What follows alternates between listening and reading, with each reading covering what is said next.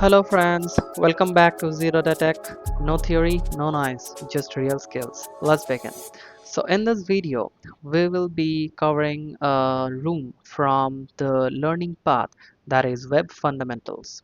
Okay, so previously we were in this room of pre-security. I thought of continuing that room later on, and most of us have some basic skills, so we'll start from web fundamentals actually, and I will also be covering the rooms from the pre-security and other learning paths. But let's focus on these first, because these are important, these are practical, and these have some implications in the real world, and you will have engaging um, experience, right, while learning and doing all these rooms. So let's dive into the first room of web fundamentals. Okay, so this is the room: learn how DNS works and how it helps you access internet services. Okay, so we will be talking about DNS today, right? And don't think that these are too much high level stuffs, because we are covering a learning path that is far away from pre-security. These rooms are already beginner friendly and also practical oriented, so you guys will have a lot of fun over here. And this room is a free room. As you can see, there is no watermark of premium over here, but later on the rooms we will be covering will also be premium rooms, so you will get access to the proper learning path and the premium rooms in a free manner if you stay tuned to my channel. Okay, so let's start today's video. What is DNS? DNS domain name system provides a simple way for us to communicate with devices on the internet without remembering complex numbers. Much like every house has a unique address for sending mail directly to it, every computer on the internet has its own unique address to communicate with it, called an IP address. An IP address looks like the following: 104.26.10.229. Four sets of digits ranging from 0 to 255, separated by a period. When you want to visit a website, it's not exactly convenient to remember this complicated set of numbers, and that's where DNS can help. So instead of remembering this, you can remember tryhackme.com. Okay, so what is DNS basically? It's basically a routing protocol where your home has an address, physical address, right? In the internet, our machines also have an address, and that address is the IP address. And with the help of that IP address, we can communicate to other devices as well, right? So if you want to send a message to your friend, what you will do is you will send a message to the IP address of your friend's phone, and your friend will receive that IP address. I mean, sorry, the message. Okay. So it asks here the full form of DNS. It's written over here. We can just copy and paste it. Okay, there you go. Now, domain hierarchy. So root domain, top level domain, second level domain. Okay, so TLD, top level domain. A TLD is the most right hand part of a domain name. So for example, the tryhackme.com TLD is .com. Okay, so here you can see tryhackme.com. So this is the TLD, right? Top level domain. There are two types of TLD: generic top level domain and country code top level domain. Historically, GTLD, that was generic top level domain, was meant to tell the user the domain name's purpose. For example, a .com would be for commercial purposes, .org for an organization, .edu for education, .gov for government, and ccTLD was used for geographical purposes. For example, .ca for sites based in Canada, .co.uk for sites based in the United Kingdom, and so on. Due to such demand, there is influx of new GTLD ranging from online, club, website, biz, so many more. So what is selling is basically that apart from .com and .gov and all, we can use .online, .club, .website, .biz. So these came up recently because there is a short of .coms and .govs actually. because suppose you want to make a website apple.com, so apple.com is already taken, so you now will have to go for apple.in, and you see apple.in is also taken, so you will search for apple.gov, and apple.gov is also taken. So you have to search for something that doesn't exist and you can acquire that, right? So in the search of that thing, people came up with online.club.website.biz and so on. Okay, so for a full list of over 2000 TLDs, click here. So we're gonna see here, see there's a lot of TLDs you can come up with, right? Gallery, giving, class, anyways. Okay, so second level domain, taking TryHackMe as an example, the .com part is the TLD and TryHackMe is a second level domain. When registering a domain, the second level domain is limited to 63 characters, right? Plus the TLD can only use A to Z, 0 to 9 and hyphens. Cannot start or end with hyphens or have consecutive. Remember, this is an important thing. Second level domain cannot start or end with hyphens, right? Or even have consecutive hyphens. Okay, so what's a subdomain? A subdomain sits on left hand side of the second level domain using a period to separate it. For example, in the name admin.tryhackme.com, the admin part is the subdomain. A subdomain name has a name creation restrictions, has a second level domain being limited to 63 characters and only use uh, A to Z, 0 to 9 and hyphens, cannot start or end with hyphens or have consecutive hyphens again. And you can use multiple subdomains split with periods to create longer names such as this, but the length must be kept to 253 characters or less. There is no limit to the number of subdomains you can create for your domain name. Okay, so now there are questions we have to answer. This, what is the maximum length of a subdomain? So it's 63, right? Yep. Okay, which of the following characters cannot be used in a subdomain? Of course, underscore. What is the maximum length of a domain name? You can see 253, so we have to write 253 over here. What type of TLD is .co.uk? So .co.uk is basically .ca is for Canada, .co.uk, so it's basically top level domain, right? It's CCTLD, actually country code top level domain. So let's provide the answer here, CCTLD. There you go.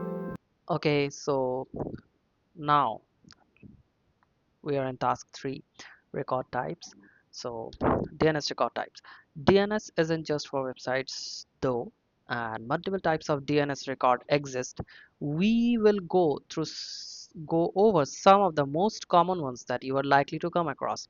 A record, these records resolve to IP addresses, for example this one, an IPv4 actually. So this is an IPv4, remember that this is not an IPv4, this is an triple A or IPv6. You can also say these records resolve to IPv6 addresses because IPv4 addresses were falling short, so IPv6 was invented to continue the services, right? So CNAME record, these records resolve to another domain name. For example, TryHackMe's online shop has a subdomain name store.tryhackme.com, which returns a CNAME record. shops.spotify.com. Another DNS would then be made to shops.spotify.com to work out the IP address. MX record, these records resolve to the IP address of the servers that handle the email for the domain you are querying. For example, MX record response for TryHackMe would look something like this one. Okay, these records also come with a priority flag. This tells the client in which order to try the servers. This is perfect for if the main server goes down and email needs to be sent to a backup server. TXT record. TXT records are free text fields where any text-based data can be stored.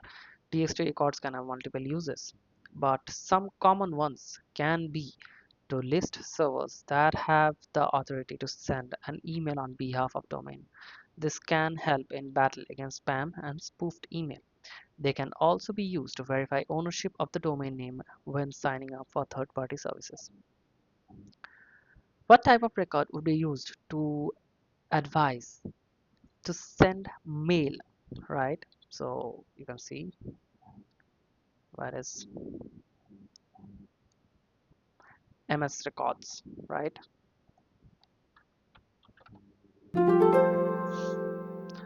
What type of record handles IPv6? So you can see this AAA, sorry, 4As. Okay, so next task, this is a short one. Okay, so making a request. What happens when you make a DNS request? When you request a domain name, your computer first checks its local cache to see if you have previously looked up the addresses recently. If not, a request to your recursive DNS server will be made. A recursive server is usually provided by your IP address, but you can also choose your own. The server also has a local cache of recently looked up domain names. If a result is found locally, this is sent back to your computer and your request ends here. This is common for popular and heavily requested services such as Google, Facebook, Twitter. If the request cannot be found locally, so your computer basically sounds it, search for it locally.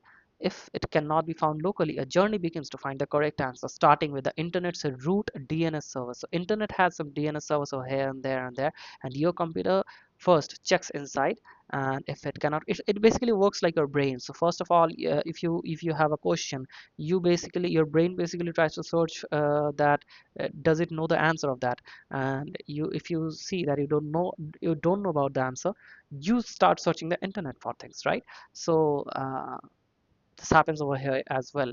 So your computer first searches for the IP address internally, and if there is nothing, so your computer starts searching in the internet, and for the internet of your computer is basically DNS, right?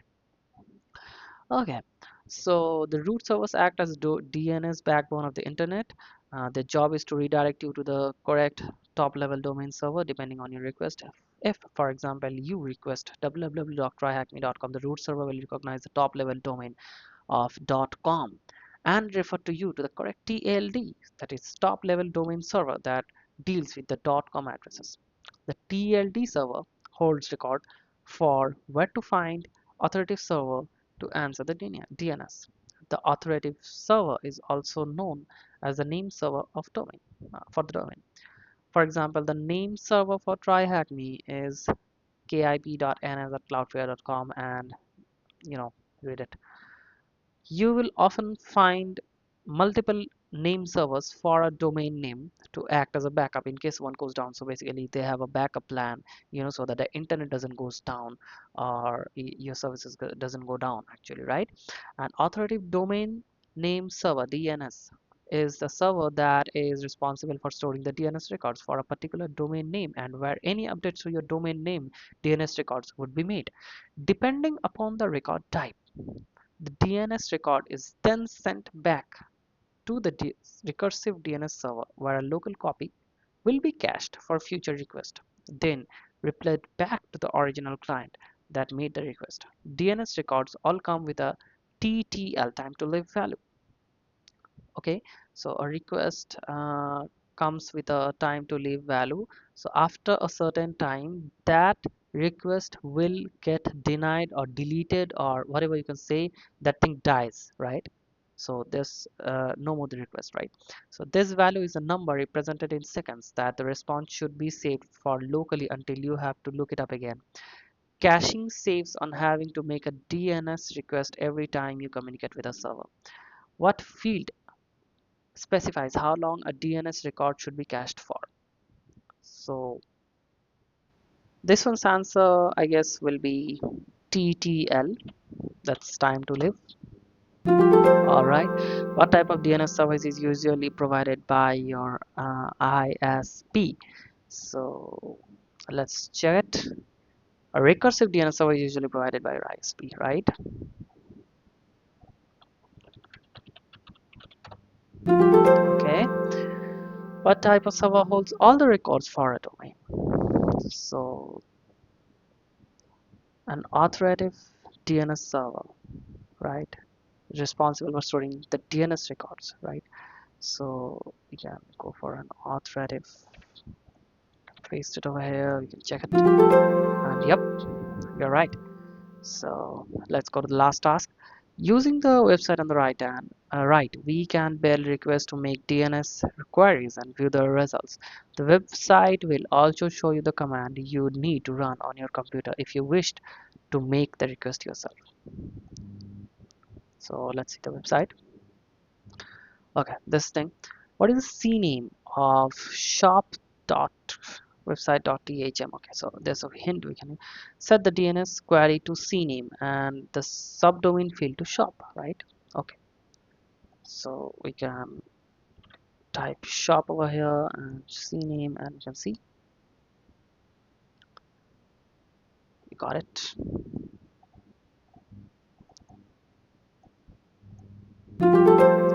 What is the value of the txt record of website.thm, right? So we can got the hint.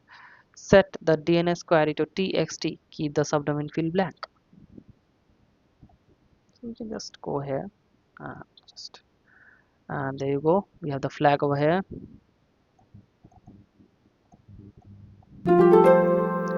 What is the numerical priority value for MX? And again, we'll go to the hint. Set the DNS query type to MX and keep the subdomain field blank. So let's do it. And I guess it's 30. Yep. What is the IP address for the A record of this thing, this whole thing?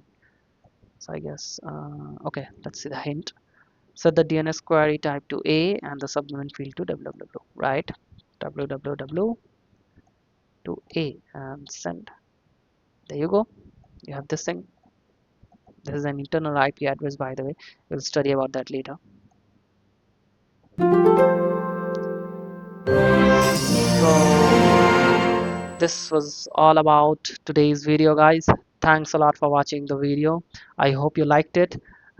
If you liked it, please don't forget to like and subscribe. This is a new channel, and this is my first time on YouTube, and I am trying my level best to show you guys what it is to feel like a hacker, how things in cybersecurity is done, because there are not a lot of resources available on TryHackMe right there on internet.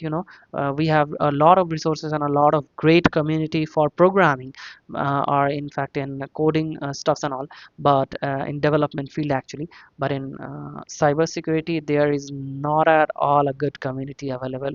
We have to figure things out on our own. So don't forget to search the internet, and you have ChatGPT today, so you can do ChatGPT and search for your queries over there. You can also let me know about your queries in my comment, and how can I improve my videos, or if you want to change my language to any other language, like in Bengali or in Hindi or anything, you can just tell me. But I am mainly fluent in Hindi and Bengali, because those are my native languages actually. But even I'm trying to do it in English as well, because I want as many of as you guys I can reach to, that will be helpful, especially in this field of cybersecurity. Okay, so thanks a lot for watching the video today. Have a great day. Keep learning, keep exploring, never stop exploring, right? And good night.